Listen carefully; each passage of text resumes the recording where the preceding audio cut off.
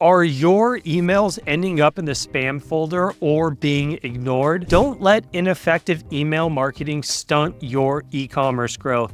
In this video, I'll provide a beginner's guide to creating high-converting email marketing campaigns that drive sales and customer loyalty. What's up, guys? I'm Mark Milutin, and over the last 15 years, I've worked with hundreds of D2C e-commerce brands, helping them grow through retention and lifecycle marketing. And in this video, I'm going to show you exactly what you can do, even if you're a beginner, to grow and scale your retention marketing efforts through email marketing in Klaviyo. With that being said, let's get started. Starting off today, let's get into what you can be doing to make sure you don't end up in that greasy, slimy, disgusting spam folder. No one likes to be spam, but the only way we can prevent spam is by implementing best practices. And it doesn't matter if your list is 1,000 people, it doesn't matter if it's 1,000,000 people. Everyone is going to need to watch their spam rates. And if you don't watch your spam rates and you just forget about it, then you might as well just give up, because your emails will not be seen if you start training different email inboxes to put your emails in the wrong folder. We want to be in the right folder. We want to be in the primary folder. And the only way we can do that is by following best practices. Those best practices start off by making sure that your domain is set up right. When you start running email marketing with Klaviyo and you start setting up your domain, you're going to be setting up a subdomain specifically for email marketing. This is going to help Klaviyo or any other ESP that you're using assign an IP address that is specific to that email. That means when you send emails, you're going to be rated based on the performance of your IP instead of a shared IP. Prior to February 1 this year, brands could start sending on Klaviyo without a dedicated IP on what they call the shared IP. And there was really, if you were an advanced brand and you really knew what you're doing, you had your IP set up right. And if you were a newbie just starting something from ground zero, you didn't really know what you're doing, you would be on a shared IP.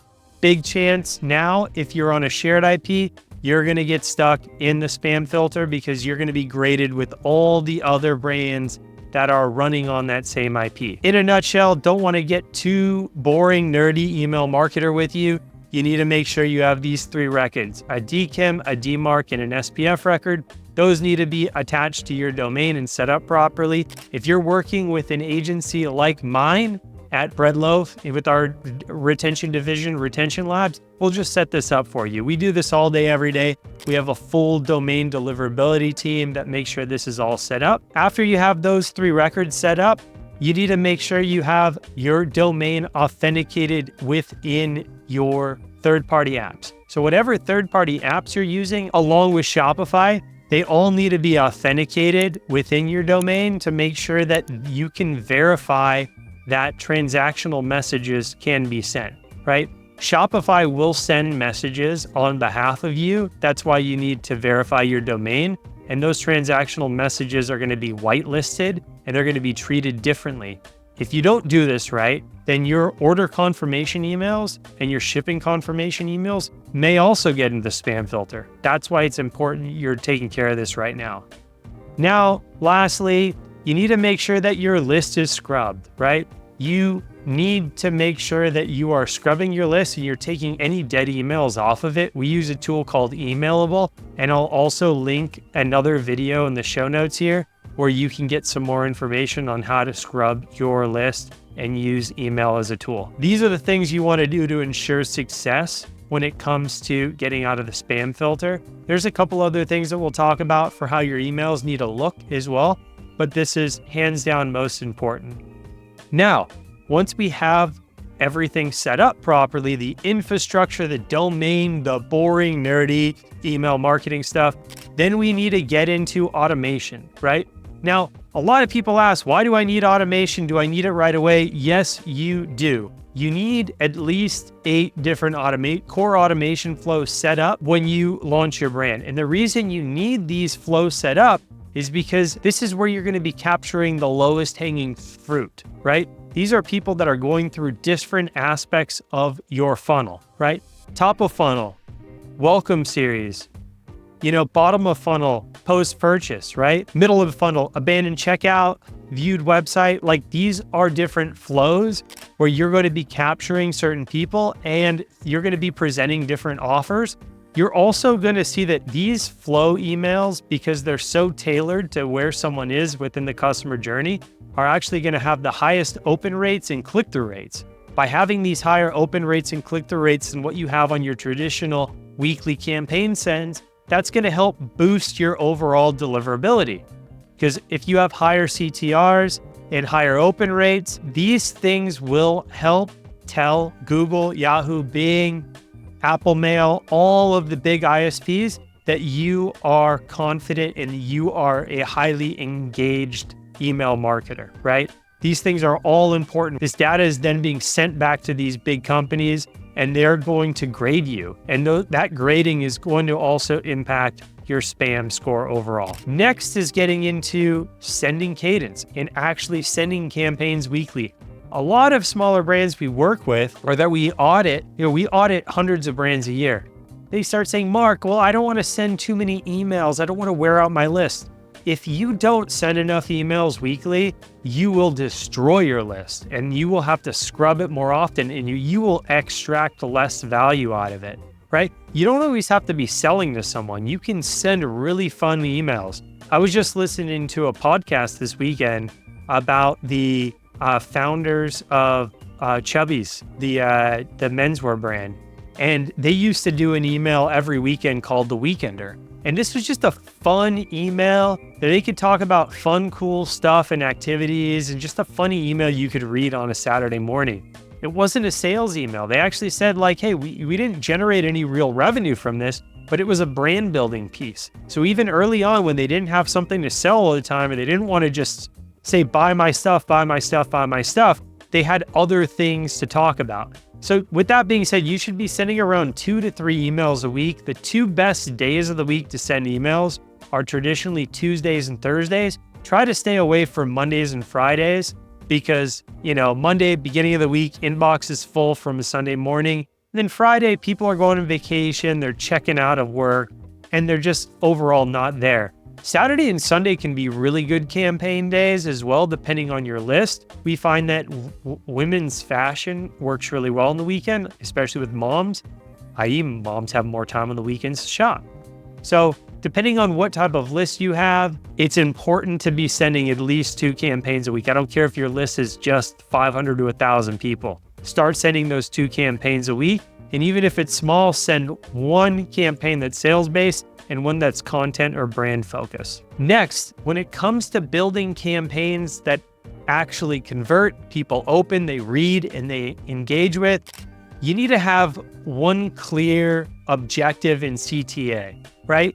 We can't say, buy this, buy that, buy that, buy that, right? You can focus on a clear collection. You can focus on a product. You can focus on driving someone to a certain place, a certain funnel, but you can't just have a bunch of chicken shit everywhere, right? You can't be talking about one crazy thing here, then another thing.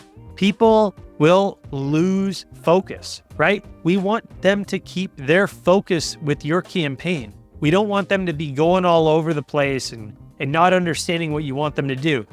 Most people, when they're reading emails, they're using literally half their brain, right? Trying to comprehend your marketing communication, and they're not really fully engaged. It's not like they're at a lecture or at a music concert or reading a book. They're getting some marketing promotional information from you and they're going to skim through it. If we make it harder for them to comprehend what it is through a skim, they're not going to take an action off of it. So clear CTAs are super important. Next, when it comes to copy, less is always more.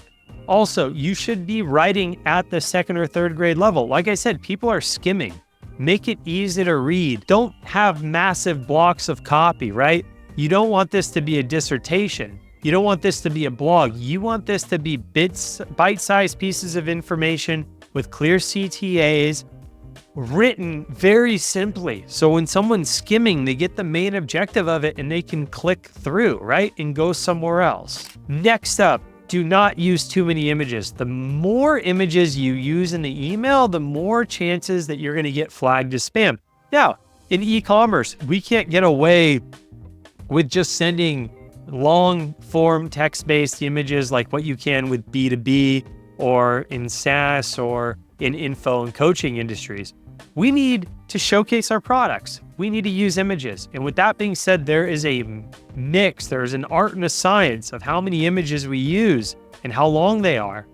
You know, at the end of the day, you don't want to just chop up too many things and make it too long. You want to use images where you can, and you want to keep an email focused and bite-sized, right? Making a landing page out of an email is never going to do you any good because someone's not going to go past the second or third scroll. We've ran hundreds of tests on this stuff, and we notice the first through the third scroll is the most important. Keep it very, very simple. Also, in a footer, a lot of times you'll see social media links and this and that. Just get rid of all that stuff. No one clicks on that, and just more images in the footer that are going to potentially mark your email as spam. All right, next, when it comes to design, keep the design simple and engaging. Make the CTAs easy to click. Make the copy easy to read and bold. You want to bold out things. You want to make it bite-sized. You want to make it run through. Make sure that the email has flow and meaning, right? You want to be using templates, right? You might have 3 to 4 different templates that you put in a rotation, and these templates will make it easier for your design team to actually build campaigns, right? You want to turn your retention system into a flywheel, right? You want to have a brief, you want to have a strategy, you want to have copy written, you're going to have it designed, you're going to have it built out, you're going to have it tested, you're going to report on it and look at the performance. If you start just doing random things all the time and there's no variations on a theme, it's going to be very tough for anyone to actually execute, whether it's you, a team internally, or an agency like myself. Keep it simple. You want to build a flywheel, you want to make it simple, and you want to iterate on performance over time. All right, next up, when it comes to subject lines, the subject line sells the open. That's it, right? A subject line should be a little baity, it should be a little clicky, but its main goal is to get someone to open, right? The moment you start trying to make it boring, too long, too this, too that, you've lost. The main objective of the subject line is to sell the open and get someone to read your email. That's it. Now, when it comes to the email body, when someone opens that email, the main objective of everything we've been talking about with design, copy, strategy, messaging is to sell the click. We want someone to get out of the email as fast as we can, get them to a landing page, a product page, your website, whatever it is. We want them to get there because when they get there, we have a higher chance of them actually purchasing. And the main reason we run email marketing in the first place, don't get me wrong, there's a lot of cool things we do with email, but the main objective is to drive top line revenue. This is going to be the most highly profitable channel you have in your whole D2C business. It's going to be one of the most valuable assets in your whole business overall. So treat it that way, right? Drive revenue, extract value out of this list, and make these campaigns very profitable. But remember, mastering email marketing is an ongoing process that requires continuous learning and optimization. If you're ready to take your email marketing to the next level, check out the link in the description below to see how my team and I can help you grow and scale your e-commerce business. We've worked with hundreds of D2C brands over the last 9 years since we've been in business, and we would love to help you out as well. And if you'd like to learn more right now, watch my next video on creating a Klaviyo campaign calendar for e-commerce stores. See you guys there. Love you all the time. Leave comments if you have them, and I'll see you on the other side. Peace.